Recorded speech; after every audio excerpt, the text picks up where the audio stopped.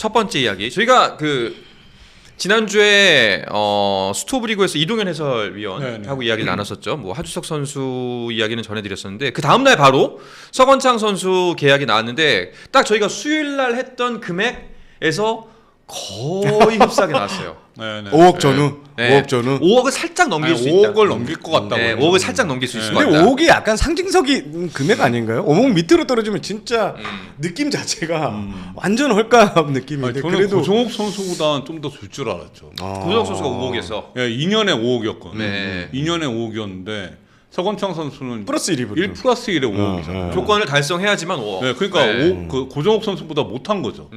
조건이. 일단 이 1 플러스 1 계약에 1억 6천만 원이 옵션으로 이제 들어가 있는데 네네. 이게 이제 기아 구단의 설명은 좀 동기부여를 유도했다. 뭐 이런 이야기가 좀 나오고 있고요. 결국에는 지금 헐값이었잖아요. 서건창 선수가 증명해야 되는 부분인 것 같고 일단 기아 구단은 지금 1루는 이제 정해졌죠. 위즈덤 선수로 정해졌기 때문에 이 선수의 쓰임새가 좀 한정적일 것 같아요. 백업, 뭐 유틸리티 자원 정도인데 그렇다고 해서 수비력이 그렇게 빼어난 선수도 아니란 말이에요.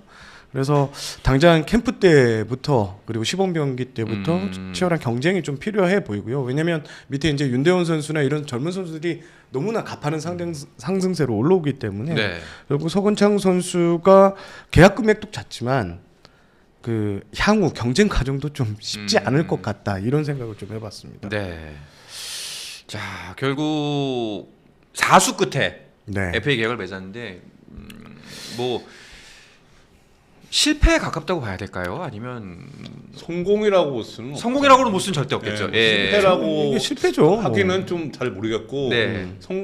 이게 뭐 만족한다고 할 수는 없잖아요. 네, 만족할 수 없는. 사실 2014년이었죠. MVP 받으신 네네. 사상 최초로 200안타를 돌파하고 진짜 뭐 황급빛 미래가 예정돼 있는 그렇죠. 것처럼 보였지만 FA 시점 그리고 또 공교롭게도 FA를 앞두고 계속 부진했었고 이런 모습들이 이어지면서 뭐 재수, 3수, 4수까지 왔는데 이번에도 역시 좋은 계약을 따내지 못했다는 점은 좀 선수 개인으로서 너무나 아쉬운 것 같고요. 이게 FA 시장을 보면요, 약간 그런 게 있는 것 같아요. 운이 따르는 선수들이 있고요. 진짜 운이 그렇죠. 지독하게 안 따르는 선수들도 있어요. 그러니까 이제 소위 말하는 어른들이 말하는 팔자. 네, 돈복이라는 게 있잖아요. 네. 사실 저는 올해 올겨울에 장현식 선수나 김원중 선수, 장현식 선수 같은 경우에는 진짜 시대 운을 딱 맞아 떨어졌어요. 지금 불펜 투수들의 가치가 최대치로 올라간 상황에서 시장에 나왔고 또 영입을 하려는 구단들이 또 붙고 많았었고.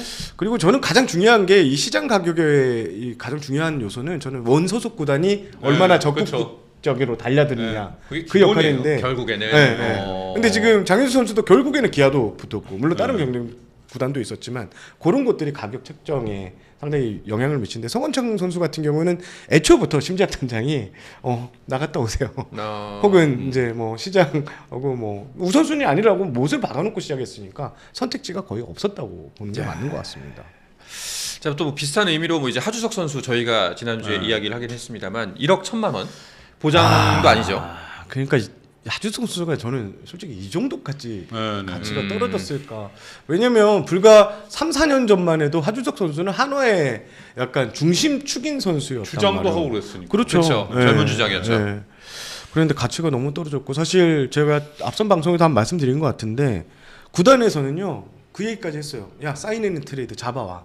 네가 잡아오면 스스로 잡아오면 우리가 열어줄게까지 했는데 결과적으로 사인앤 트레이드를 노렸던 구단은 아무 구단도 없었다. 뭐 일각에서는 한 구단이 뭐 유격수 사정이 급박하게 변해서 근데 전혀 사실 무근이었거든요. 실질적으로 접촉할 수 있는 구단이 저는 없었다고 보고요. 네. 결국 그러니까 지금 하나 구단에서 제의안이 좀 상대적으로 너무나 헐값인 금액에 잔류했다는 것 같습니다. 하숙 선수는 충격을 많이 받은 것 같아요. 아, 그래요? 네, 이런 시장 가치, 본인의 가치가 이렇게 떨어졌다. 그래서 결과적으로 보여줄 수 있는 건 자기가 열심히 해서 보여줘야 된다는 걸 알고 본인이 좀 많이 몸을 더 진정성 있게 몸을 만든 것 같더라고요. 그리고 하숙 선수를 보면 그 한화의 다큐멘터리 있었잖아요. 네. 클럽하우스. 클럽하우스. 와차에서 오시는 거. 네. 그게 독이 됐던 것 같아요. 그 장면들이 이제 더그아웃의 생생한 모습들을 잡아내고 이제 하주석 선수의 여러 장면들이 있었잖아요. 막 배트로 뒤에서 막 이 화풀이 그런 모습들 자체도 뭐 선수로서 이 투지 뭐 이런 걸로 보여줄 수는 있겠지만 그걸 보고 오히려 구단에서도 약간 한주석의 이런 모습들은 아마 팬들이 좀 보지 좀 좋지 그러니까 못했을까 아마 이런 얘기까지 나왔을 정도니까 그 장면 자체는 사실 그 방송을 만드는 사람들 입장에서는 너무나 쓰고 싶었던 장면이었죠. 그렇죠. 굉장히 그렇죠. 격하고 리얼리티가 감정적으로 끌어올리는 네. 장면이기 때문에 그 이제 보는 시청자들의 눈을 확 끌어잡을 거예요. 네. 소위 말하는 야하고 섹시한 장면이었거든요. 네. 근데 아마 그 다다음 시즌이었나요? 중계 화면에 잡혔지 않습니까? 화를 내고 수화를 네. 내고 싸우는 그게 모습. 이어졌어요. 그게 이어졌으니까. 네. 그러니까 거기에 소위- 이제 플러스 된 게 음주. 네, 그러니까 음주로 세기를 박은 거죠. 네. 이 선수에 대한 이미지가 그냥 확 이제 나락으로 간 그렇죠. 거죠. 사면타가 터진 거예요. 이제 그 클럽하우스의 그 장면 전에 하주석하고 후에 하주석은 이미지가 완전히 바뀌었어요. 달라졌죠. 네. 사실 근데 하준석 선수 제가 편을 드는 게 아니라 실제 현장에서 제가 담당 기자를 해보고 캠프나 정규 시즌 중에 만나보면 정말 괜찮거든. 나이스한 선수거든요. 네. 그런데 지금 좀 본인도 당황해하고 그러니까 저희 취재하는 저희 기자들도 야 1억 1천만 원이면 한숙 선수가 저는 7천만 원이었다는 것도 네, 연봉이 처음에 깜짝 놀랐거든요. 가치가 진짜 너무나 크게 떨어져 있고 선수 본인이 뭐 절치부심해서 그렇죠. 시즌을 보낸다고 하니까 한번 지켜보셔야 될 것 아마 같습니다. 이제 좀 뭐 본인 스스로가 도끼를 품고 진짜 다시 한번 보여주겠다. 근데 심지어 팀 내 상황도 기회 자체도 그렇게 많이 올 것 같지는 않단 말이죠. 그 적은 기회 안에서 빛을 발해야 되는데 그게 참 쉽지가 않다는 게 또 지금 일단 신무준 선수가 주전 네. 확정이고 거기에 이도현 선수가 최근 2년간 주전을 했단 말이에요. 결국 김경문 감독의 선택지는 둘 중 하나. 그러니까 신무준 주전수고 아마 이도현 선수에게 더 많은 기회를 줄 것 같아요. 그리고 뭐 메이저리그만큼은 아니지만 우리도 이제 철저한 약간 비즈니스 마인드로 접근을 했을 때 하주석 선수의 지금 실제 가치는 주전으로 쓰기에는 금액상으로 보더라도 이 두 선수를 이겨낼 수 있을까에 대해서는 의문이 많이 따르죠. 지금 하주석 선수는 지금 주전이냐 뭐 후보 백업이냐 이런 상황이 아니고 1군 엔트리에 들어가냐 마냐는 그 상황 같아요. 못 들어갈 수도 있는 상황이거든요. 네. 1군 엔트리 보통 28명 중에 내야수 6명 아니면 7명 쓰는데 맞아요. 이게 그 2루 유격수 쪽은 한 많아야 한 4명 쓰거든요. 근데 유격수에 지금 이제 심우준, 이도윤, 2루수에 안치홍, 뭐 문현빈 뭐 이런 선수들이 있잖아요, 기본적으로. 그리고 저 올해 황영목도 있고, 네, 그렇죠, 신인, 작년 신인. 그러니까 지금 그 5명만 해도 네. 이 센터 라인에 네. 꽉 차 있는 상태예요. 3루에 노시안 있고, 이제 1루에 뭐 최은성이나 이렇게 들어오니까 이게 만만치가 않을 진짜 외야 컨버전을 해서 외야에 상대적으로 외야가 좀 널널하니까 그래. 네, 그러니까 구겨볼만 하니까. 아니요, 외야하기는 지금 이제는 30 그렇죠. 넘어갔고 네, 쉽지 쉽지는 않고 않을 이제 캠프 명단도 좀 봐야 될 것 같습니다. 네. 근데 지금 NC만 이제 캠프 명단 발표했거든요. 하나 명단에 하주석 선수가 없을 수도 있을 것 같아요. 대련은 네. 갈 것 같아요, 저는. 캠프는 들어갈 것 같아요. 대련은 갈 것 같아요. 가서 이제 보고 이제 그다음부터? 결정을 할 것 같은데 네. 김경문 감독이 약간 정이 많은 또 어. 뭐 단칼에 끊거나 이런 스타일은 아니고 네. 선수가 열심히 하겠다는 의지를 확인하면 네. 기회를 주는 감독이기 때문에 일단 캠프는 데려갈 것 같다는 생각을 해봅니다. 일단은 뭐 저희가 평가할 위치는 아닙니다만 그 금액적인 부분보다는 다시 한번 기회가 주어졌다는 것에 좀 더 높은 가치를 두고 아마 이번 시즌을 치러내야 되지 않을까 네. 그런 생각이 드네요. 자, 이렇게 두 사람은 결정이 됐고 FA 신청을 한 총 20인 중에서 이제 딱 3사람만이 남았습니다. 캠프 정말 얼마 안 남았잖아요. 다음 주, 그러니까 열흘 남았죠, 열흘? 열흘. 그러니까 보통 25일이 이제 본격적인 네. 캠프 시작일이면 대부분 구단이 22일에서 23일 날 다 출국을 해요. 네. NC는 이제 국내에서 하다가 가기 때문에 NC는 25일부터 한다고 하는 나머지 구단들은 22일 삼성이 그래서 제일 빨리 3일이니까 가죠, 그럼 22일. 딱 열흘이네요, 진짜. 딱 이제 열흘도 안 네, 남았어요. 네, 삼성 네. 같은 경우에는. 오늘 13일이니까. 자, 이 그 열흘 안에 이 세 선수의 향방이 거취가 결정될 수가 있을지인데 뭐 너무나 자명하게 무조건 선수들이 불리하다고 봐야죠. 그렇죠. 네. 일단 뭐 캠프 앞두고 있으면 가장 진짜 불리한 거는 선수죠. 구단의 스프링 캠프를 가고 못 가고가 또 차이가 있을 거고 구단도 이제 그게 큰 무기가 될 수 있을 거고 지금 이용찬 선수, 김성욱 선수가 이제 NC에서 FA로 풀렸잖아요. 잔류 협상을 하고 있는데 제가 앞서 방송에서 두 차례 만남을 이용찬 선수 가졌다 이랬는데 지금 운영팀장급 단장이 직접 나선 것 같지는 않고요. 운영팀장하고 직접 만나기도 하고 유선상 통화는 계속 이어가고 있다고 합니다. 근데 지금 주변의 이야기를 좀 들어보면 선수가 좀 많이 지쳐 있는 것 같아요. 네. 이제 캠프도 다가오고 이러니까 이제 선수가 이 시즌에 대한 고민이 이제 좀 들어가는 것 같더라고요. 그래서 저는 이용찬 선수는 곧 100기를 들고 어떻게 보면 계약을 하지 않을까 이런 예상을 해보고요. 김성욱 선수 역시 마찬가지입니다. 네. 김성욱 선수도 지금 4-5번 정도 만났다고 하는데 서로 이제 구체적인 계약안을 놓고 절충하고 있는 과정이라고 제가 방송 들어오기 전에 임선단 담장이 그 얘기를 했고요. 일단 NC 측은 캠프 전까지는 무조건 완료하고 싶다는 입장입니다. 아마 이렇게 된 상황에서 결국 구단이 요구하는 구단이 제시한 금액에 사인을 할 가능성이 좀 있지 않을까? 다만 이제 변수가 있다면 옵션 정도에서 선수 쪽을 좀 기운을 챙겨주는 뭐 구단의 안전장치를 마련해 놓을 수 있을 것 같다는 생각을 해봅니다. 아마 최후의 5인 중에 이제 두 사람 서건창, 하주석이 계약되는 거를 나머지 지금 남아있는 세 선수도 정말 촉각을 곤두세우고 봤을 거 아니에요. 압박감을 느끼고 그러니까요. 그렇죠. 네. 나는 저들과 다를 것이다 라는 희망을 갖기에는 남고 있는 너무 시간도 촉박하고 이게 대세인가 보다 라고 느낄 수밖에 없는 상황일 것 같은데 김성욱 선수 같은 경우는 얘기를 들어보면 이제 뭐 사인앤트레이드 계속 열려 있다는 식으로 얘기를 하는데 지금 이 시점에 사인앤트레이드 더 힘들지 않나 싶어요. 이제 캠프로 가게 되면 명단을 꾸려야 되고 10일 남았는데 그렇죠. 여기서 사트를 해서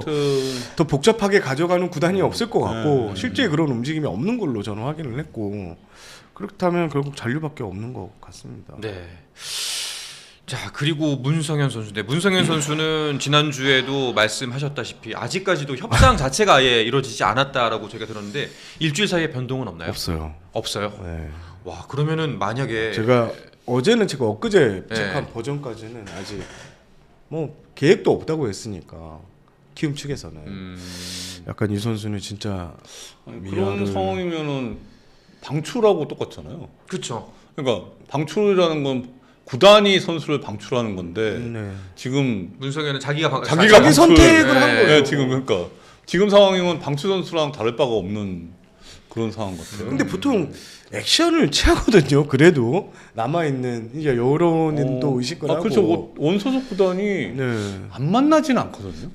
이렇게 저도 FA 저 기자 한 지금 18, 19년 차 됐는데 이렇게 완강하게 구단이 너 한 케이스는 저는 거의 보지 못했던 것 같아요. 비하인드가 있을 것 같아요. 사이가 안 좋았나? 그러니까 그렇지 않고는 뭐 눈밖에 났다던가. 근데 이 선수가 뭐 이렇게 막 까칠하게 행동하는 애티튜드가 나쁘다 이런 소식은 저는 잘 못 들어봤는데 이게 좀 쉽지 않은 것 같아요. 물론 이제 타구단도 영입을 희망하는 구단이 없는 걸로 알고 있습니다. 일단 냉정하지만 가장 큰 요인은 이 세 선수 그리고 앞서 말했던 두 선수의 성적이 썩 그렇게 그렇죠. 아무래도 기대치에 한참 못 미쳤기 때문이 아닐까 하는 생각이 드는데 일단은 말씀대로라면은 NC 같은 경우에는 조정만 잘 된다면 캠프 전에 다 이제 두 선수 다 계약을 할 것 같고 문성현 선수는 그러면 그냥 은퇴하는 건가요? 아니 구단이 없으면 은퇴할 수밖에 없잖아요. 그러니까요. 지금 방출된 선수하고 다를 바가 없는 위치 같아요. 근데 이제 선수 입장에서는 계속 문을 두드리겠죠. 그 과거에 이제 이용찬 선수 사례가 시즌 개막하고 나서 계약을 하잖아요. 5월인가 했어요. 5월인가. 그때 이제 수술을 하고 팔꿈치 수술을 해가지고 막 불펜 피칭하는 모습도 올리고 이제 본인이 어필을 많이 했거든요. 근데 결과적으로 그 캠프 가기 전에 계약을 못했고 시즌 지나고 나서 뒤늦게 이제 4월인가 5월인가 NC하고 계약을 해서 또 그 좋은 모습을 보였어요. 사실 마무리 한 자리를 차지했고. 문성현 선수가 올해 몇이죠? 91년생입니다. 91년생 30대 중반. 그러니까 그뭐 C등급 선수인데 사실 C등급 선수는 데려가기 부담이 없을 것이라고 생각을 하는데 또 이 구단 입장을 들어보면 그게 아닌 것 같더라고요. 그리고 최근에 이제 구단들하고 통화를 해보면 지금 셋캅을 딱 이제 맞춰놓은 상황에서 여기서 누구 하나 넣고 빼는 게 아무리 적은 금액으로 좀 쉽지 않다 하더라고요. 그 정도의 파이를 또 빠져야 되니까. 아 근데 키움 입장에서는 리빌딩 하는데 이 정도 중견급이 필요하지 않을까 싶기도 한데요. 저렴한 금액이라면. 그렇죠. 네. 그리고 그 원클럽맨이잖아요. 네. 윤성현 선수. 네. 이 팀에서만 계속 있었던 그렇죠. 선수인데 저도 의아해요. 그러니까 지금 기아도 결국 서건창 선수를 계약하잖아요. 이게 보통 이렇게 하거든요. 그 NC도 그렇게 계약하고. 그러니까 기아도 서건창 선수, 임경 선수 이게 12월까지는 완강했어요. 네. 그러다가 이제 그 단장 그 심장 단장하고 통화를 해보면 이게 좀 풀어지더라고요. 이제 캠프가 다가오니까 그래도 뭐 안고 가야 되지 않겠냐 뭐 이런 멘트가 나오는데 여기는 왕고예요. 진짜 왕고예요. 진짜. 스포츠는 플러스 최종의 무대 스포츠는 플러스 힘좀 내놓지